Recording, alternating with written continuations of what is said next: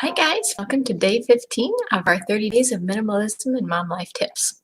Today we're going to do another 5-minute decluttering task. It is the non-clothing items in your closet. So I know we all have these. You should see mine, or maybe you shouldn't. We have non-clothing items in our wardrobes, but we usually say, there's a good reason for this. What should we do? Are those actually good reasons? Come along, I've got you. First off, we're going to start with need. Do you actually need those items that are in your closet? Do they have to be there, particularly there, for some reason?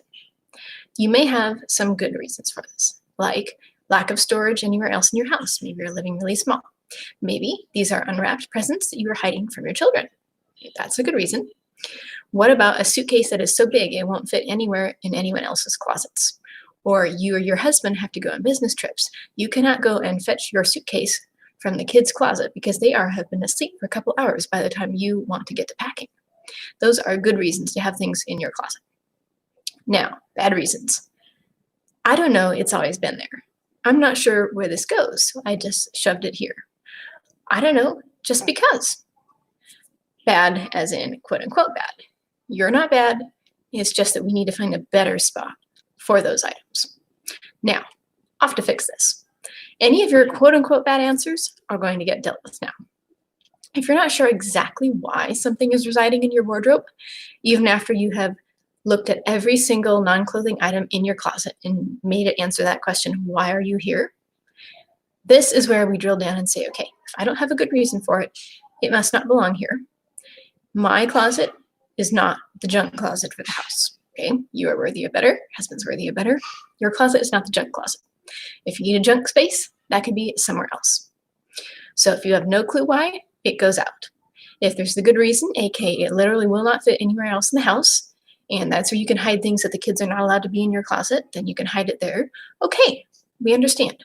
If there's something you need to get access to and you can't store it in someone else's closet because they're asleep, okay, we understand. We just want to know why those things are in your closet.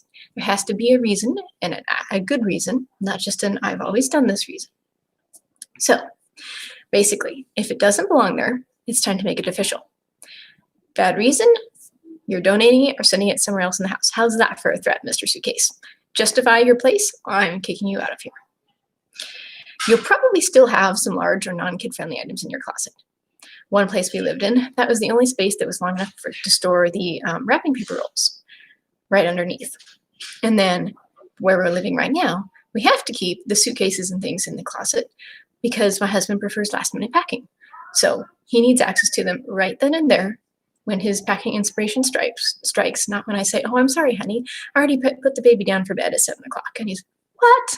You knew I needed to go on a trip, right? So we have to keep the grown-up packing things in our closet as well. But this means after you've gone through and asked the question of every single non-clothing item in your closet, why are you here? And you wrote down and made sure you knew why. This means that you will know the reason why everything has proved that it belongs in your closet, or it's proved that it needs to find a new home somewhere else, or even outside of your house. Maybe it doesn't actually need to be kept anymore. This will give you a lot of clarity and a lot of confidence that you have what you're meant to have and that you have it in the right spot. It's not just, I feel like my closet's cluttered. You open up and you say, okay, I wish I didn't have to store the vacuum cleaner in the coat closet, but I don't have any other closet that is tall enough and doesn't have shelves that would cut off the vacuum cleaner, so I have to store it here. It gives you a little bit of a confidence booster, kind of, where you're saying, okay, it's not Pinterest perfect, but there's a reason why. There's a practical reason why this is not a Pinterest space, and here it is. As opposed to letting it just snowball into clutter and saying, oh, it's not a Pinterest space. I don't know. I just have too much stuff, I guess. No. It's not Pinterest because that item. You needed the dog food bin, and it had to be so high so you didn't have to refill it too often. And look, dog food bins don't really look very Pinteresty, do they?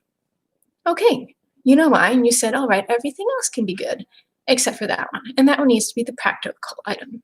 It's okay to be practical. It's okay to have practical stuff that doesn't look pretty. If you want to pretty it up, fine, great. But this way you know I have to have that in my pantry, I have to have that in my coat closet, I have to have that in my personal wardrobe closet, and nowhere else in the house can store it. I chose to put it here. You're not just letting things take up residence in your closet just because they feel like it. You're saying, this is my closet. You abide by my rules, or I am throwing you out, even if they're just things. Okay, so that's what I've got for you today. 5-minute declutter the non-clothing items in your closet. If you've got a question, leave me a comment below or email me at hello@yourunbusylife.com. I'd love to interact with you. And if you are getting ideas for another topic you'd like, shoot me an email. I'll make a video for you about it. That's it. Have a great day, guys. I will see you on Monday.